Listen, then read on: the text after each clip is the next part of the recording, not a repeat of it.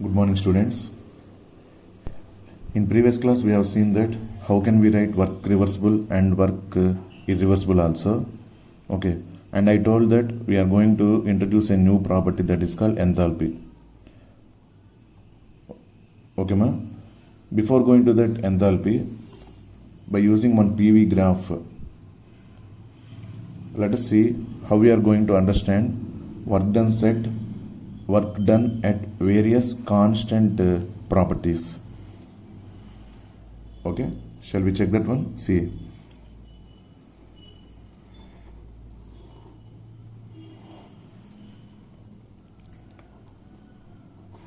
on y-axis we are going to consider pressure, on x-axis we are going to consider volume. Okay, this graph which is representing PV is nothing but work done.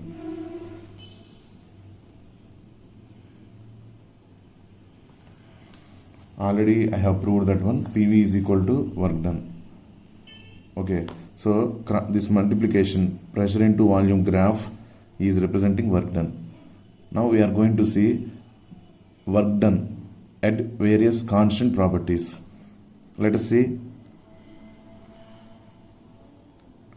This line is representing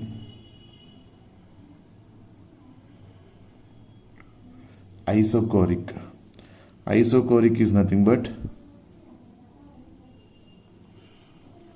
at constant volume.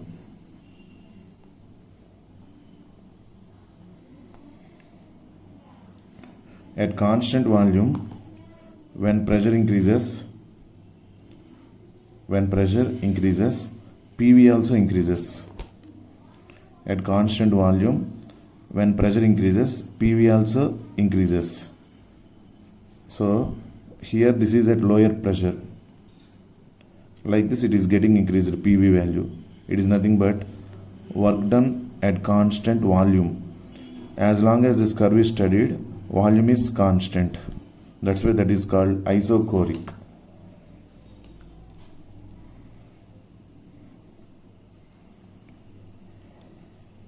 Is it okay? Next, this line is representing isobaric.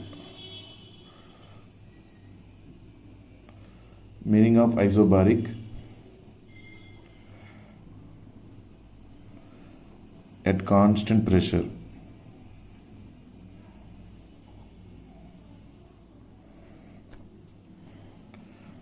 So this line is representing there is no change in pressure. See, same pressure will be maintained. Here same volume is maintained here only. Okay, so when pressure is constant, PV value increases by volume of the gas. See, when volume increases, PV also increases. This is representing at isobaric.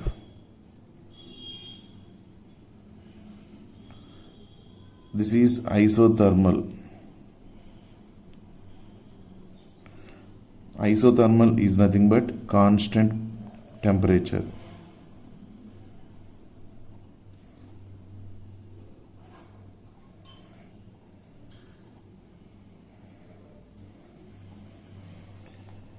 Isothermal is nothing but at constant temperature. When isothermal means at constant temperature we are studying, pressure and volume no need to be constant. Both will be varied. So the graph will be representing like this. Okay, next. This curve is adiabatic.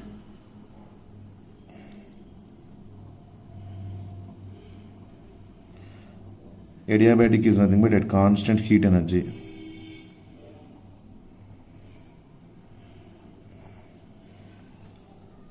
Okay, like this we have studied work done graphs.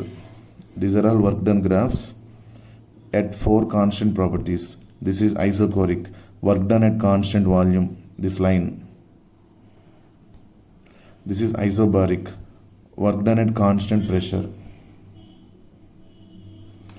This is isothermal. This graph is representing isothermal. Isothermal is nothing but at constant temperature. This is representing adiabatic, at constant heat energy.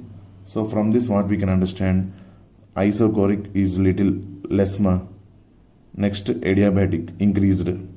Work done at constant volume is less than work done at adiabatic process, means constant heat energy is less than work done at constant temperature is less than work done at constant pressure. So highest one is at constant pressure, lowest one is at constant volume. In between that isothermal and adiabatic work done will be there.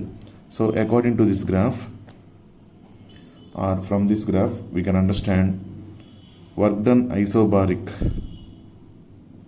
is greater than work done isothermal is greater than work done adiabatic is greater than work done isochoric. This is the relation we can write. Okay, ma? If work is done at constant volume, that is called isochoric. If work is done at constant pressure, that is called isobaric. Like that, we have seen 4 types of work done at constant different properties. Okay, I hope you are clear about this one. Next, we can see our important property, enthalpy.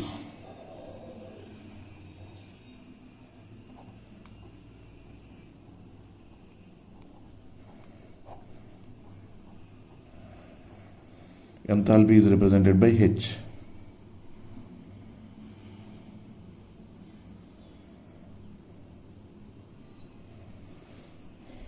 It is defined as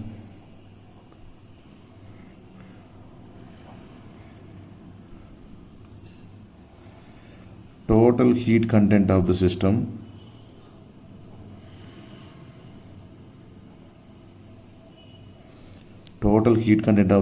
is called enthalpy. Total heat content of the system is called enthalpy. Enthalpy is the term obtained from Greek word.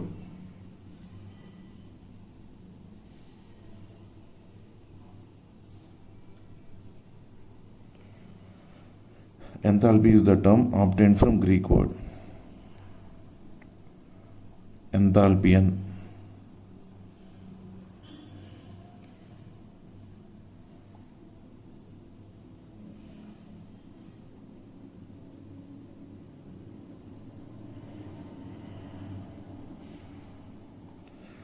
To warm or heat content.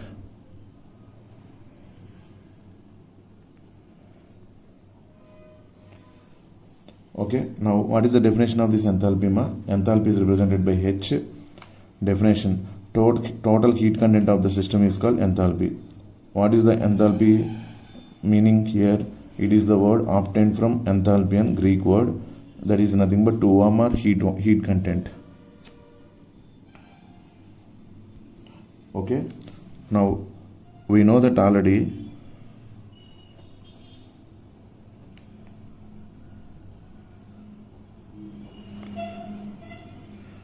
Delta U is equal to Q plus W. Delta U is equal to Q plus W. Change in internal energy is equal to Q plus W. This one initially itself we wrote. Okay, delta U is equal to Q minus P into delta V. Q minus P into delta V.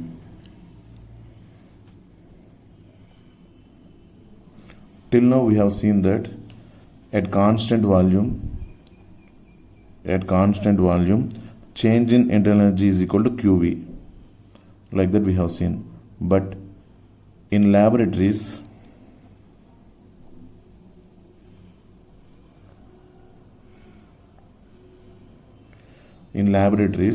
so many reactions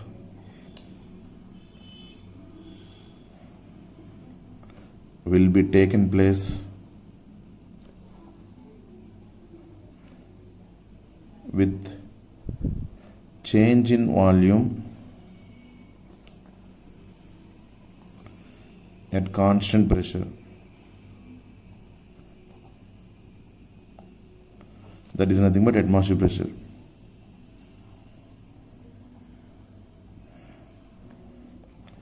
Till now actually we have seen that this delta U is equal to QV, that is at constant volume. We have checked that one, but in practical, in laboratories, so many reactions will be taken place with change in volume. Delta V is there, change in volume is there at constant pressure. So volume is not constant, but pressure will be constant. Okay, that pressure is nothing but atmospheric pressure. At this condition, so many reactions are going to be happening. That's why for them what we can do, a new term is introduced, is called enthalpy. It is nothing but total heat content of the system. Is it okay, ma? Now let us see how we are going to get the formula for this one. Delta U is nothing but U2 minus U1 is equal to, now I am not considering change in delta V is equal to 0. Now it is happening with change in volume. So delta V, some considerable value is there. Okay, but pressure is constant. So I am keeping here QP. Delta U is nothing but U2 minus U1 is equal to QP. QP is nothing but heat energy at constant pressure. Heat energy at constant pressure minus P into delta V. Delta V is nothing but V2 minus V1. Is it okay, ma? Initial state is 1 and final state is 2. Then you can write U2 minus U1 is equal to QP minus P into V2 minus V1. Okay, this implies QP is equal to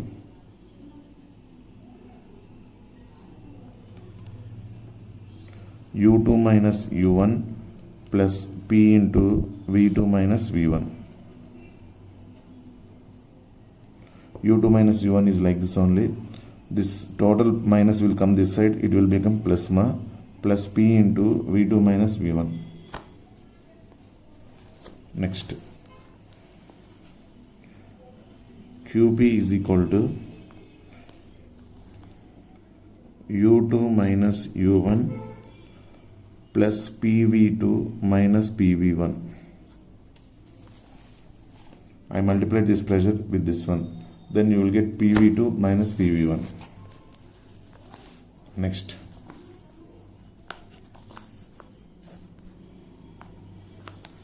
is equal to U2 plus PV2. These two I joined, I wrote. Minus I took common from these two. Minus of U1 plus PV1. U2 plus PV2 minus of U1 plus PV1. Okay, this is keep like this, ma, QP. But enthalpy is nothing but total heat content of the system.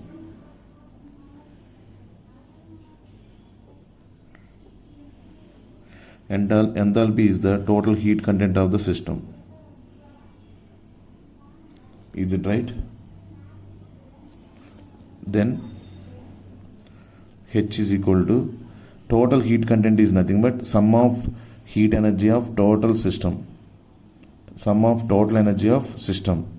That is nothing but internal energy U plus if any work done is happened on the system, because of that heat energy will be raised. Because of that also heat energy will be raised. So if you take one system, that system has already internal energy U. On that, if you have done work, its energy will be increased. Okay, internal energy plus how much amount of energy is increased, that is because of work done only, na? So PV. We can write H is equal to U plus PV. Why we have written H is equal to U plus PV? Once again, H is the definition of H itself. The definition of H is that total heat content of the system. it is nothing but total heat content of the system. What is meant by total heat content? Internal energy U plus work done on the system. If any work is done on the system, okay, because of that also some amount of energy will be raised. So total amount of energy is nothing but H. That's why we are able to write H is equal to U plus PV. Then apply first condition and second condition here. H1 is equal to U1 plus PV1. This is happened at constant pressure, na? That's why I am not writing P1 V1. Next, and H2 is equal to U2 plus PV2. H1 is equal to U1 plus PV1 and H2 is equal to U2 plus PV2. Okay, so substitute these values here. QP is equal to U2 plus PV2 is nothing but H2 minus H1, which is QP is equal to delta H, where H is equal to U plus PV. Okay, change in heat of the system QP at constant pressure. Heat content of the system at constant pressure is equal to change in enthalpy. Remember these terms carefully, ma.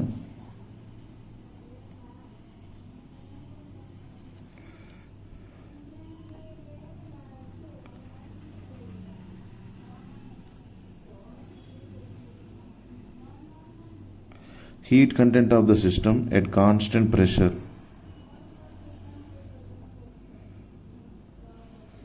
QP, that is nothing but QP, is equal to change in enthalpy. Heat content of the system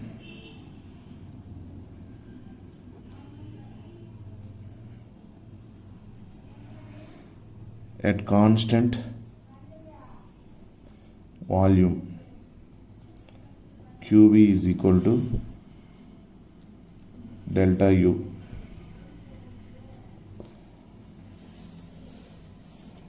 QV is equal to delta U. Delta U is equal to Q minus PV, P delta V. Here change in volume is nothing but 0. Constant volume is this is 0. So this total it will become 0. Delta U is equal to QV. Delta U is equal to QV. Delta H is equal to QP. That is the meaning. So we found that heat energy at constant pressure and heat energy at constant volume. Heat energy at constant pressure is equal to change in enthalpy. Heat energy at constant volume is nothing but change in internal energy. Okay, ma? From here onwards you have to remember carefully. These are very important terms. QP is equal to delta H. QV is equal to delta U. Okay, clear. I hope you understood this concept carefully.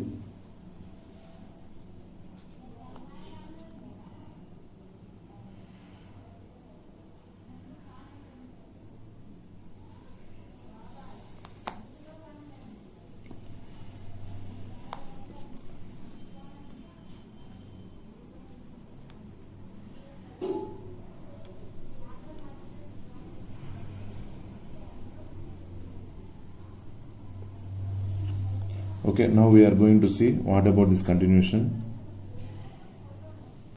Observe here, remember delta H is equal to QP, heat absorbed by the system at constant pressure. Okay, delta H is negative for exothermic reactions which evolve heat during the reaction. That one clearly why it is negative and why it is positive in next coming classes we will see. Okay, and delta H is positive for endothermic reactions which absorbs heat from the surroundings. Okay, why we got like that we don't know, but in earlier classes onwards we are studying that the reactions which are involved with evolution of energy, means liberation of energy, is called exothermic reaction. For the delta H is equal to negative, but there we don't know what is the delta H also. Now we will get one clarity. What is the delta H? Change in heat content of the system. Total reaction heat content change we are going to consider. Okay, If it is negative, that is called exothermic reaction, and if it is positive, that is called endothermic reaction. Okay. At constant volume, delta V is equal to 0, delta U is equal to QV. Therefore, equation 6.8 is nothing but like this, ma. Delta H is equal to delta U plus P delta V. Delta H is equal to delta U plus P delta V. From where we got that point, see here. H is equal to U plus PV only, na? Delta H is equal to delta U plus P delta V. Why we have written P only? P is constant. So there is no change in pressure. So I kept P like that only. V only it became delta V. Delta H is equal to delta U plus P delta V. If any V is constant, that means change in volume is constant, this also will be 0. So if volume is constant, delta H is equal to delta U, both are same, which is equal to QV. Is it okay, ma? That only they gave here. Delta H is equal to delta U is equal to QV. The difference between delta H and delta U is not usually significant for systems consisting of only solids and or liquids. This is highly considered for only gases, ma. For solids and liquids, we won't consider. That much difference will not be considered between delta H and delta U for solids and liquids. For gases, it will be significantly considered. Okay. Solids and liquids do not suffer any significant volume changes upon heating. The difference, however, becomes significant when gases are involved. So when gases are involved only, we will consider the change in difference between delta H and delta U. Okay, but for solids and liquids, maximum both are same only, like that we will feel. Let us consider a reaction involving gases. If VA is the total volume of the gaseous reactants, VB is the total volume of the gaseous products, Na is the number of moles of gaseous reactants, and Nb is the number of moles of gaseous products. Exclusively we have taken for gases only, because for gases only we can we can identify the significant difference between delta U and delta H. Okay, ma? And Nb is the number of moles of gaseous products, all at constant pressure and temperature. Then using the ideal gas law, we will write. See, for reactants, pressure is constant, volume of reactants is equal to Na, number of moles of reactants A, RT. They considered A for reactants, B for products. P into VB is equal to NB into RT. P into VB is equal to NB into RT. Then equation 1 minus equation 2. P common, left side, P into VA minus VB. Sorry, here equation 2 minus equation 1 we are going to do. Equation 2 minus equation 1, then here P into VB minus VA is equal to NB into RT minus NA into RT. This implies P into VB minus VA is equal to RT is common here, RT into NB minus NA. P into VB minus VA is equal to RT into NB minus NA. This implies change in volume is nothing but delta V. P into delta V is equal to RT into delta N. Change in number of moles. where delta n is equal to NB minus NA, number of moles of products minus number of moles of reactants. Total number of moles of products minus total number of moles of reactants, that is NB minus NA. Finally, we can write this one as P delta V is equal to delta N into RT. P delta V is equal to delta N into RT. Observe this equation, substitute here. Completely P delta V is nothing but delta N into RT. So we can write here delta N into RT. Then the equation, this one will become delta H is equal to, are you okay, ma?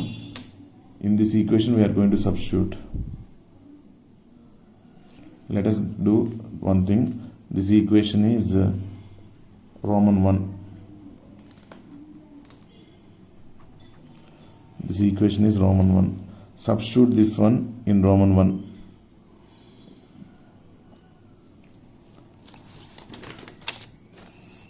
Therefore, Roman 1 becomes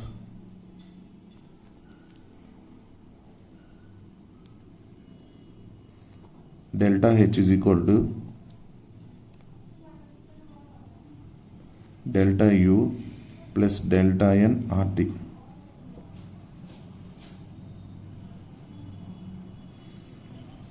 This equation is highly useful for calculating change in enthalpy or change in internal energy. If you know the number of molecules on product side and number of moles on product side and number of moles on reactant side. Delta H is equal to delta U plus delta N RT. Okay, ma? This is about the useful formula in which relating change in enthalpy and change in internal energy.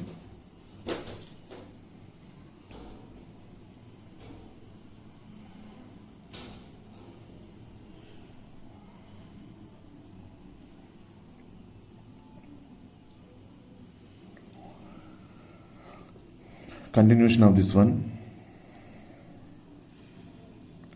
When delta N is equal to 0,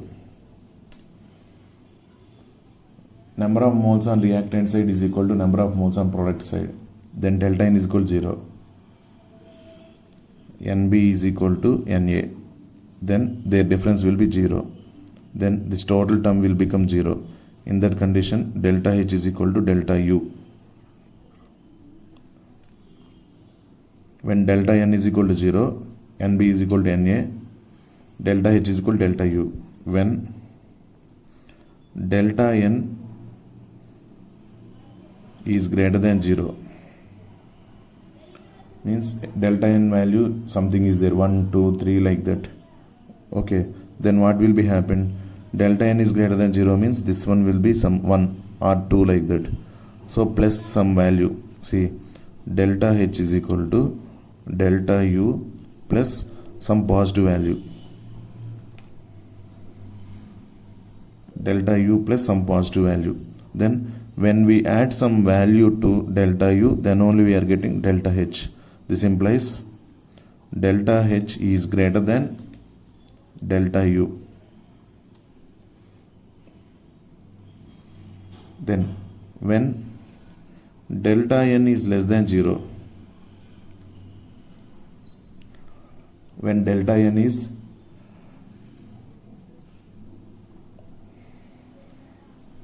less than 0, then delta H is equal to delta U plus delta N is less than means some negative value. That means delta U minus value. When we subtract some value from delta U, then only we are getting delta H. That means here this implies delta H is smaller than delta U. Delta H is smaller than delta U. Okay, ma'am. These are the conditions. Remember, all of you, delta N is equal to number of moles of products minus number of moles of reactants. NP is equal to number of moles of products NR is equal to number of moles of reactants.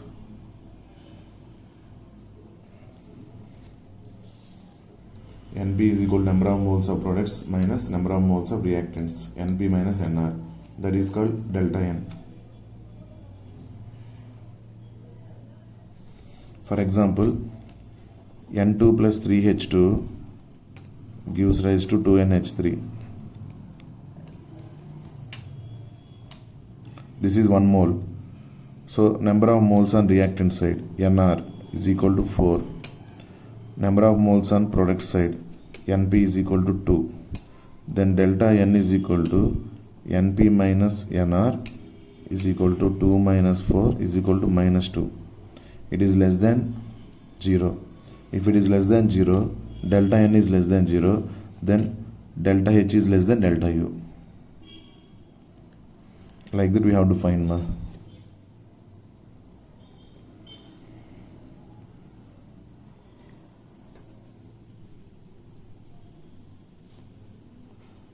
Is it okay? Now our next definition is, I think you are clear about these terms. Remember this formula carefully.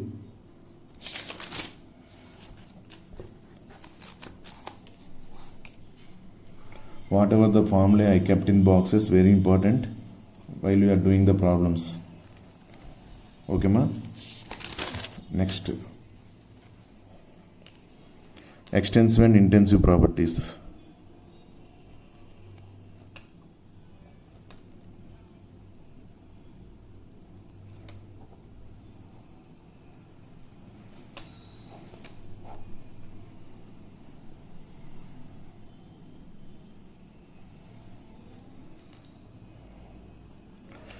The value of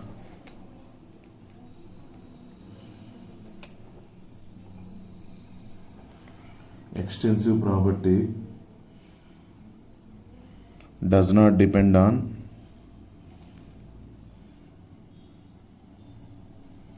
the value of extensive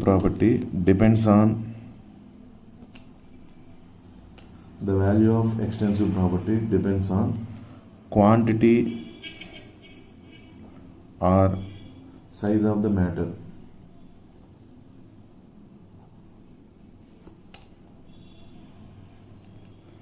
Quantity or size of the matter.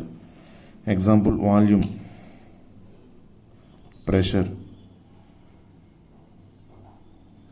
internal energy,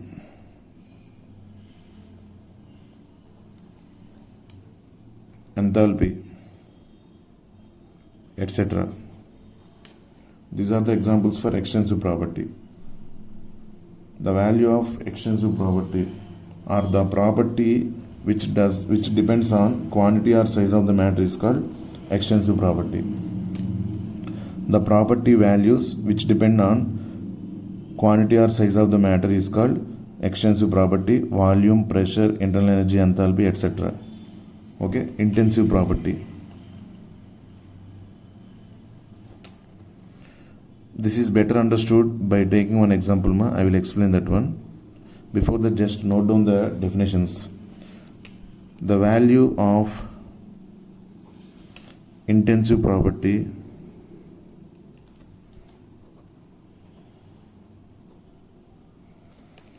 does not depend on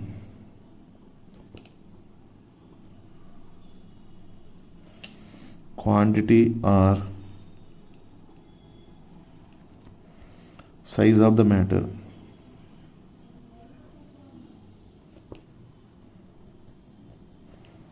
Example, temperature, density, specific heat, like that, etc. we can tell.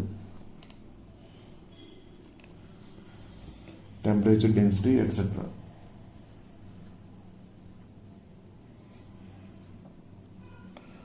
Note down these definitions. Now, by taking one example, it will be very clear for you. Let us see what is that example. Let us take one container.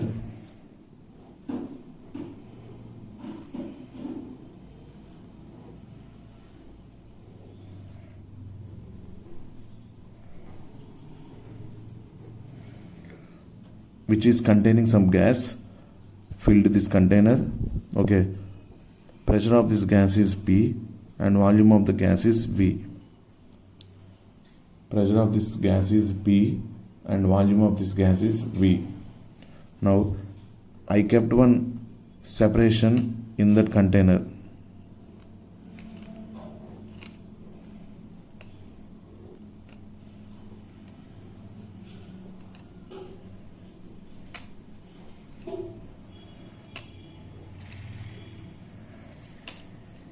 In this container I kept one separation. Because of that, what will be happened? Volume is becoming V by 2 left side and V by 2 right side. Even temperature also you can consider. For this, pressure is P, volume is V and temperature T. See, when we kept one container, when we kept one separation here, okay ma, volume of the gas this side it became V by 2, here this side it became V by 2 because volume is getting half. Like that I separated the container. But temperature of this gas is T, here also T. Any change in temperature? No. For this gas, and even same molecules are present, volume is getting affected, but temperature is not going to be affected. Even pressure also. Here number of molecules are reduced when compared to here. Of this side, pressure will become P by 2. Pressure will become P by 2. So when we disturb this one container with one separation, left side and right side temperature is not affected. Means I am going to change the quantity of the gas. When we change the quantity of the gas, temperature is not changed, but volume of the gas is affected and pressure is also affected. The properties whose values are affected by changing the quantity of the gas are called extensive properties.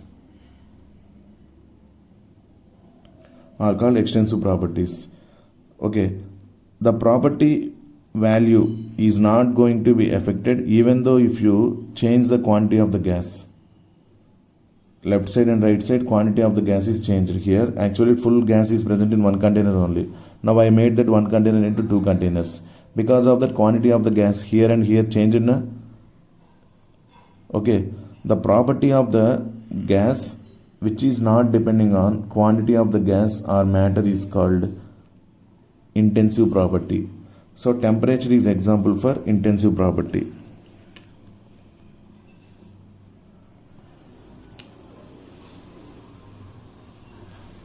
Pressure and volume are extensive properties which are going to depend on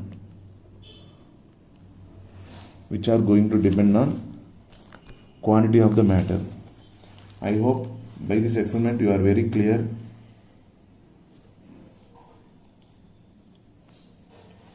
About this extensive and intensive properties. Is it clear, ma'am? Next we can go through heat capacity. Before that, everyone till now whatever the concepts were clear, please understand and practice well. Then only you can remember, otherwise it is not at all possible. Okay, our next side heading is heat capacity.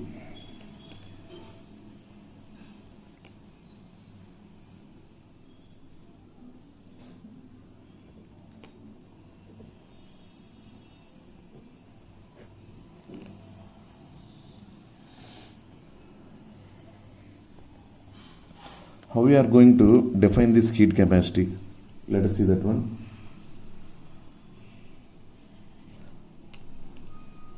Let us take one body, or let us consider it as liquid. This is system. For this system, I am going to heat that content.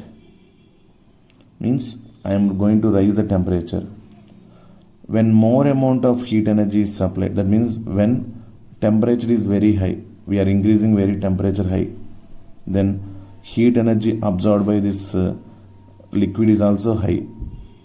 Is it correct or not? rise in heat energy of this substance is also high when temperature is very high. I hope you are understanding, ma. Continuously when we are heating this one, temperature is getting increased. When temperature is getting increased very highly, heat energy absorbed by the substance system is also high. So heat energy is represented by Q, is directly proportional to delta T. Q is directly proportional to delta T. What is the meaning of delta T here? Suppose I changed the temperature from 1 degrees to 50 degrees centigrade. Difference is 50. Then let us think that some amount of heat energy is raised. But in another condition, I changed from 1 to 100 degrees centigrade. This delta T is very high. So here heat energy raised is also very high. Is it correct or not? When we change from 1 to 100 degrees centigrade, high amount of heat energy will be absorbed. When we change from 1 to 50 degrees centigrade, low amount of heat energy will be absorbed. So that Q, whatever heat energy it is raised to the system, it is directly proportional to delta T, change in temperature. If temperature change is less, heat energy absorbed by the system is also less. If temperature difference is high, automatically heat energy absorbed by the substance is also high. So Q is directly proportional to delta T. This implies Q is equal to some coefficient into delta T. Q is equal to some coefficient into delta T. I am representing that coefficient as C. Q is equal to C into delta T, where C is a constant, or we can say C is heat capacity.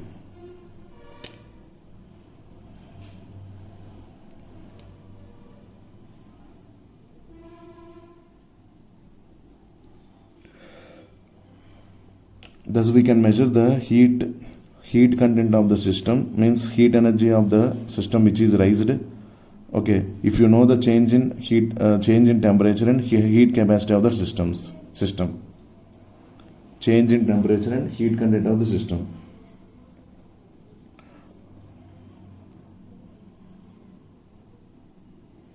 Is it okay, ma? Now this implies C is equal to Q by delta T. C is equal to Q by delta T. How we are going to define this heat capacity? If Q is the amount of heat energy raised, if Q is the amount of heat energy raised for delta T rise in temperature,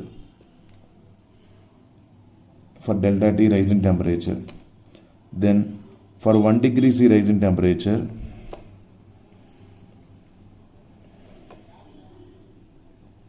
this is delta T rise in temperature, Q is the amount of heat energy required. For 1 degree C rise in temperature, how much amount of heat is required? Heat energy is required, or how much amount of heat energy is raised? Q is the amount of heat energy raised for change in temperature delta T. So if 1 degree C rise in temperature, that means for change in temperature 1 degree centigrade, how much amount of heat energy is raised? That is called heat capacity. Now question mark is here. That is C. C is equal to Q into 1 cross multiplication divided by delta T. See? So the definition of C is, I will write in the next paper. Before that, till now whatever it is explained, I hope you are clear.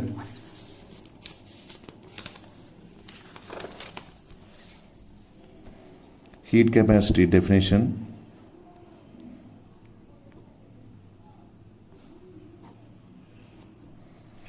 The amount of heat energy raised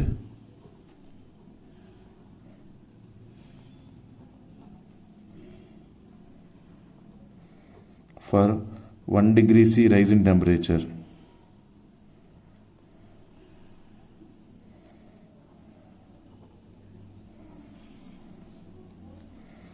is called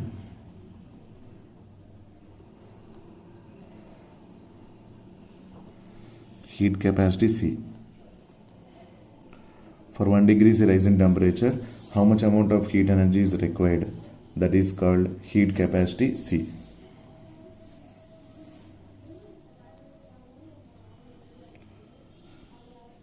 Is it clear, ma? C is equal to Q by delta T.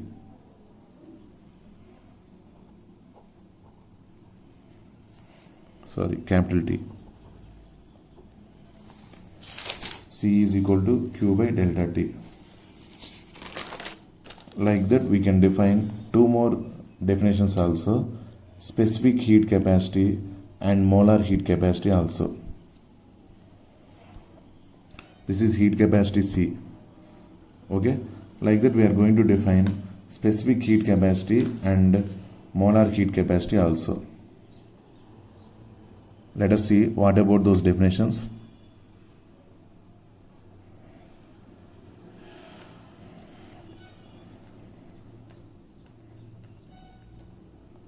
The heat required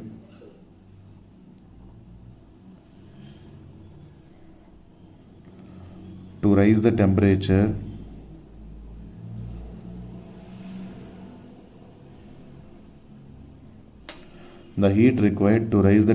of 1 gram of substance system by 1 degree is called specific heat.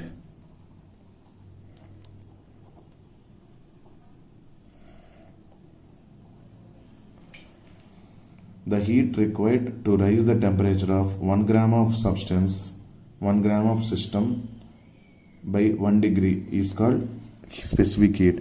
Here I did not mention the amount of substance. Simply one substance temperature must be raised for 1 degree centigrade. For that, how much amount of heat energy is required? That is called heat capacity. Now, heat required to raise the temperature of 1 gram of system by 1 degree is called specific heat. So here I mentioned 1 gram also. In the same way, the heat required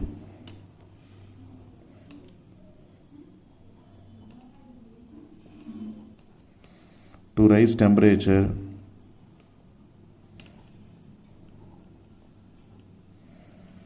of 1 mole of gas, 1 mole of substance.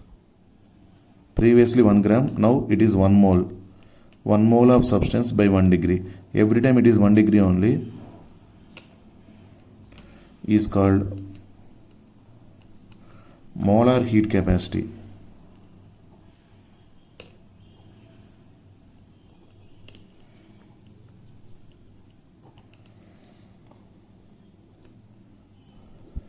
The heat required to raise the temperature of 1 mole of substance by 1 degree is called molar heat capacity.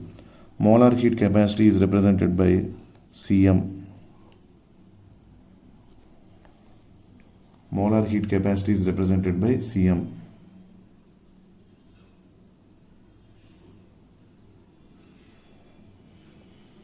Specific heat is represented by small c.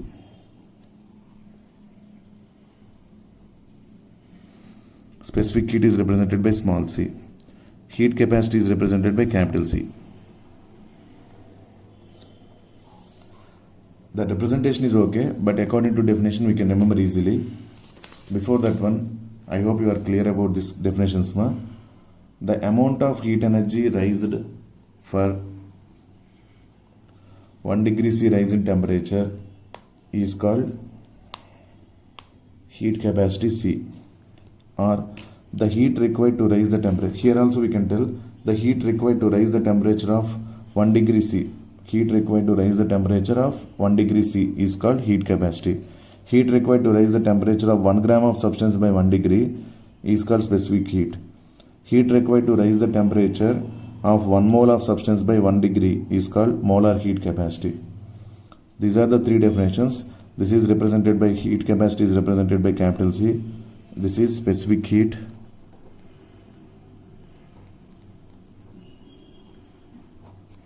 and this is molar heat capacity.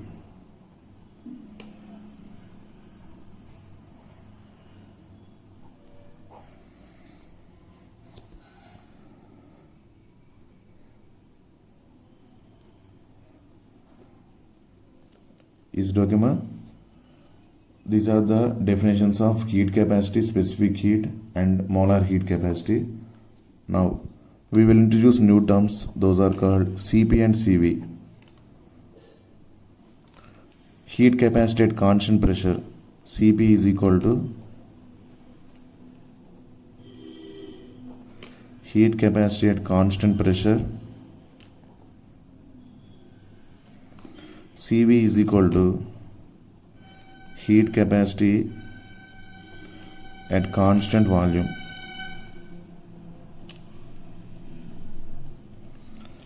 Cp is equal to heat capacity at constant pressure, Cv is equal to heat capacity at constant volume. Okay, ma? These are the new terms we are going to introduce, and this is about today's class. In next class we will see relation between Cp and Cv, and what are those definitions particularly, and how they are going to be related, Cp and Cv. That one in next class we will see. Before that, in today's class, I hope you are everything clear, ma? Everyone? Okay? Just observe the terms carefully and remember which are highly useful for doing the problems. Okay? Thank you all. Have a nice day.